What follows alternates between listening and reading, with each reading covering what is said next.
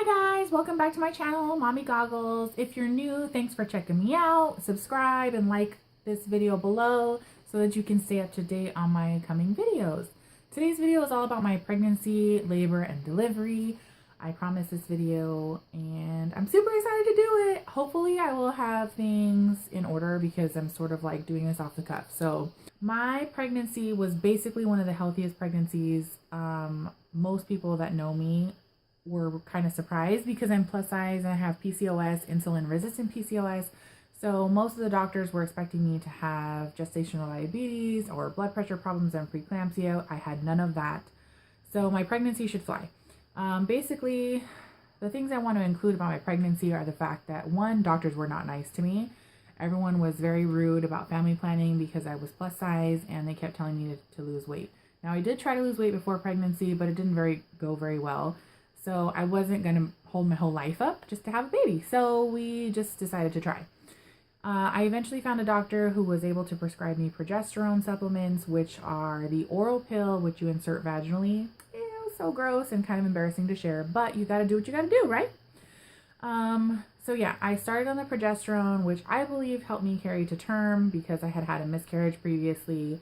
And typically they don't prescribe that for you, but I found a doctor who was on board because progesterone won't hurt you. It may or may not help, but it won't hurt. So that was my methodology behind that. So I got pregnant last year and I was super nervous because of the miscarriage, but we started on the progesterone. I came off the progesterone about 12 to 13 weeks. Everything was going really well. We heard the heartbeat at 6 weeks, which was an amazing experience. Ever since then, my little guy was very strong and healthy. So the first 3 months of my pregnancy, I was extremely exhausted, and I basically couldn't look, think, or smell food. Think about or smell food. It was just disgusting.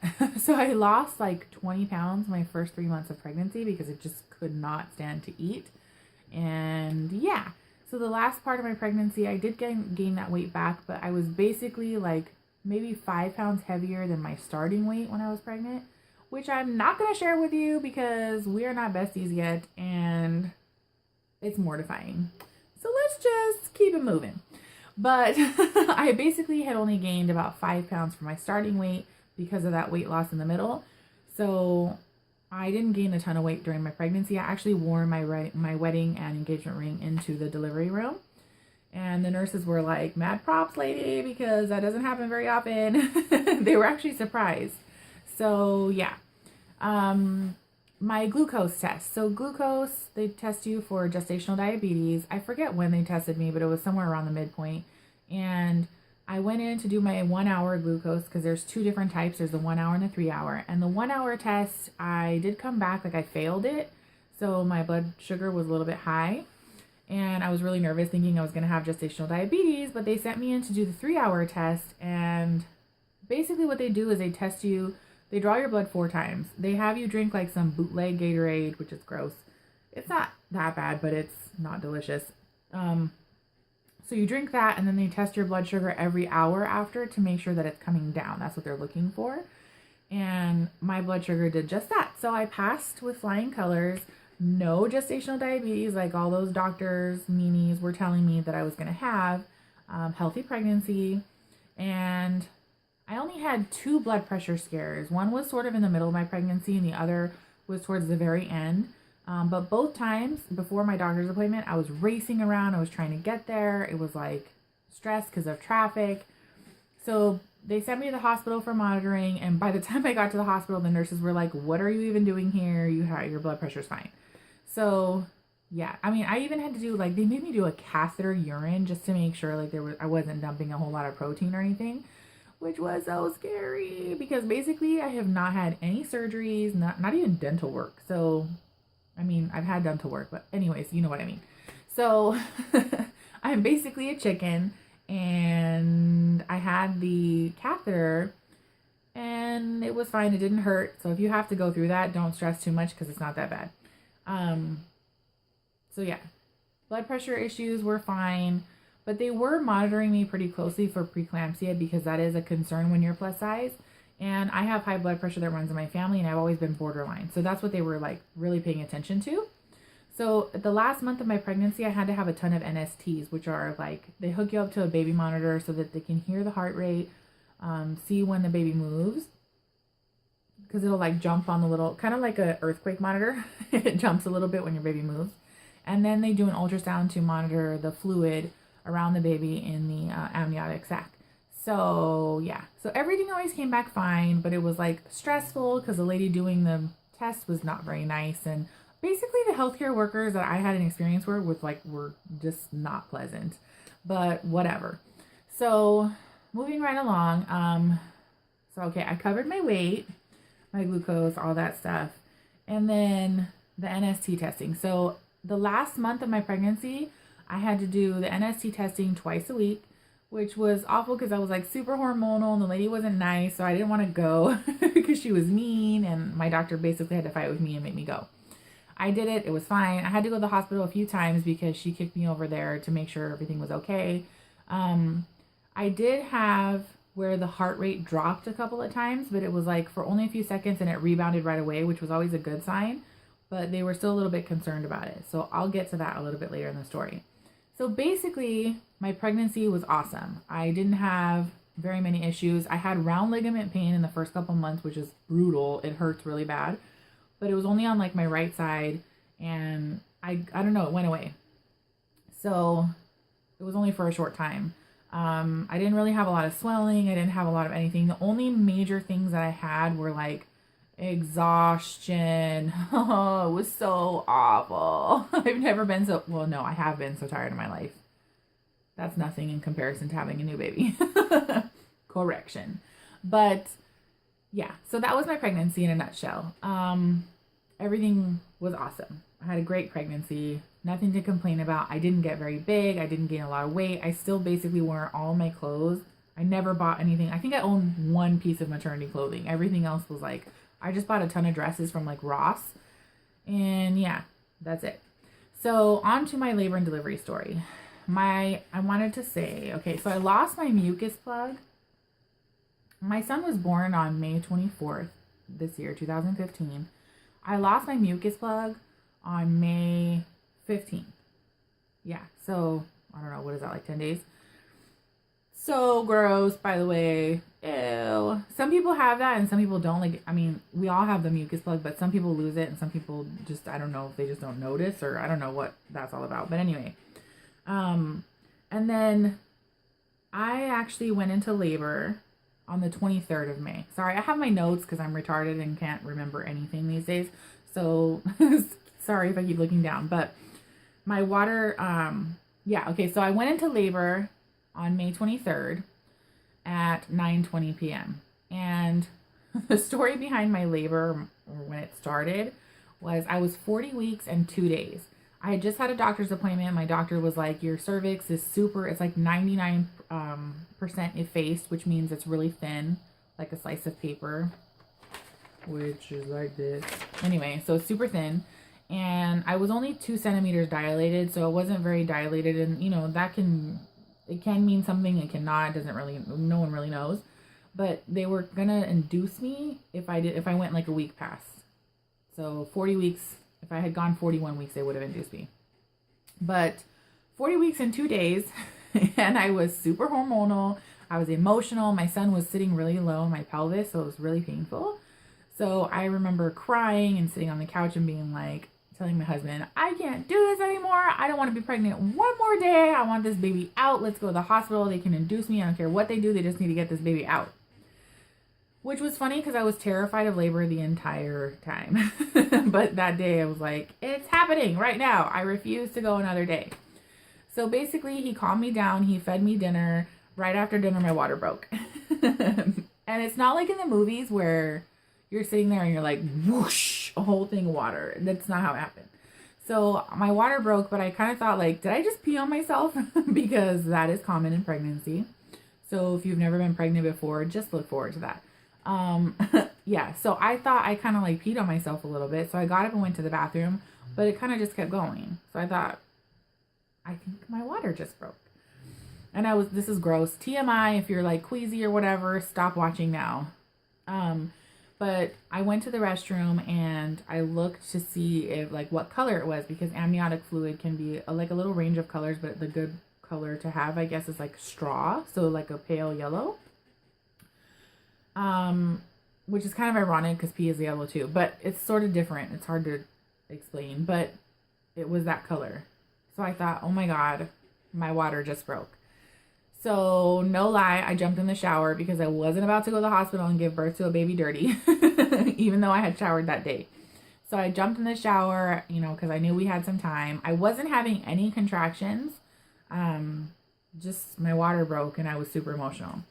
So my husband freaked out because he's really mellow and I'm the high strung one, but yeah, he's the one that freaked out. So I basically took a shower and we rode over to the hospital. I sat on a trash bag just in case with the giant pad because I was nervous that I was gonna like be walking in looking like a movie star with my water just dumping everywhere like cone heads. So yeah. So 9:20 p.m. I was 2 centimeters dilated. Still wasn't having any contractions. I get to the hospital, check in through ER. They send me over to labor and delivery, and they check me in. They actually had to do a test to make sure it was amniotic fluid, and it was. So they admitted me, and they told me that they were going to let me labor naturally to see if my contractions would start. So I guess I was having some, but I wasn't really feeling them, which I was grateful for. So they were going to let me labor overnight. Which now when I look back at it, I think it's kind of weird, but in the moment I was like, whatever, it's fine. Who cares what happens? I'm just really nervous. So I basically sat in a hospital bed. My husband literally like fell asleep almost immediately after checking in. I don't know what that was all about. Maybe. Hi guys. So sorry. My camera stopped recording, retarded, and I lost light because I used natural lighting and it went away. But I wanted to get this video out for you guys so soon because I don't like waiting, so why wait? So the next portion of the video is going to be terrible lighting, and I apologize. It won't happen again, but stay tuned for the rest of my labor and delivery. Hi guys, I'm back with Munchkin because he woke up. So real quickly, I'll just finish my labor and delivery story. We checked in 9:20 p.m. I wasn't having any contractions, so they were going to let me labor from 9:20 p.m. till 6 a.m. the following morning. So no contractions the whole night. 6 a.m. sharp, the nurse walks in and she starts me on Pitocin. So if you don't know anything about Pitocin, it's a medication to get you going into labor. And boy, did it. I was immediately, sorry, you just chilling back there or what? Can you hear the story of your grand entrance? Okay. So 6 a.m. she started me on Pitocin. My contractions started immediately. They were super, super intense. And I was in really serious pain. I was the nurses knew I really wanted an epidural because I was just like bent on it. So she had the anesthesiologist come in about when I was 3 to 4 centimeters. He came in, gave me the epidural. I didn't see the needle. I didn't care. I didn't feel any pain. It was awesome sauce. And about 10 to 15 minutes later, everything was gravy. I was like feeling great. I was talking about normal everyday things. I asked the doctor when I, should call him, and he said that when I feel like I need to poop. So I said, well, you might want to check me because I'm feeling some pressure. So he checked me, and lo and behold, I was 10 centimeters. I was ready to go about 15 minutes after the epidural. So for those stories who people have stalled because they got an epidural, that was definitely not me. So yeah. He checked me, he let me go for maybe about another 40 minutes because he said he wanted to wait until my son got further down in the birth canal. And so 10:30 he checked me and I was ready to go. I pushed for about 15 minutes and my son was born at 10:49 a.m. on Sunday, May 24th, 2015. They did have to give me an episiotomy, which I didn't feel. They had to stitch me up afterwards and all that. Didn't feel that either because you're so in the moment and it's such a beautiful thing.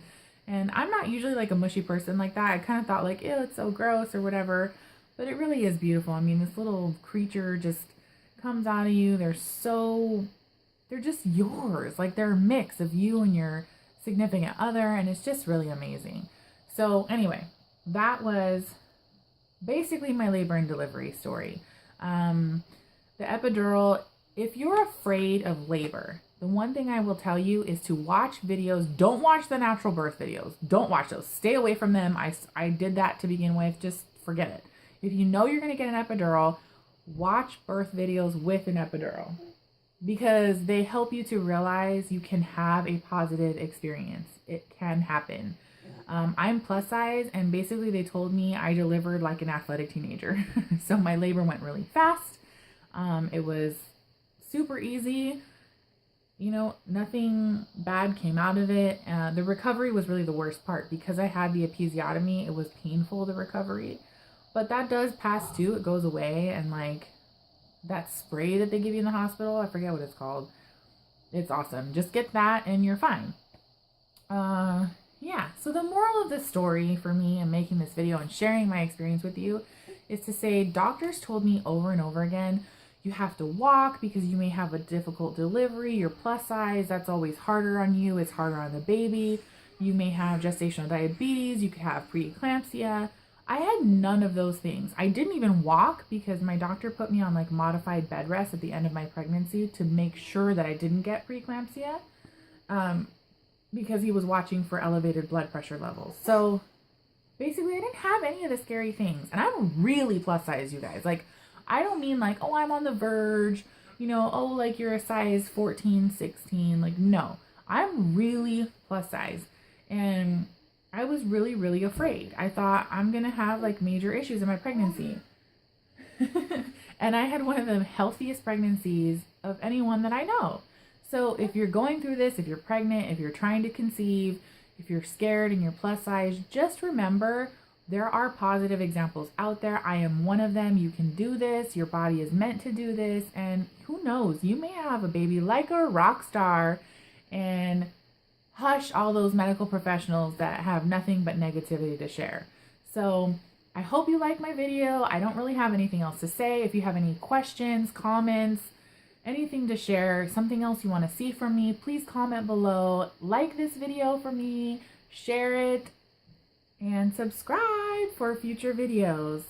So happy you guys are here. Thank you so much for the love and support, and I look forward to making another video for you soon. Share your channels too so I can support you back. I'm all about connecting and positivity. So bye. Talk to you next time.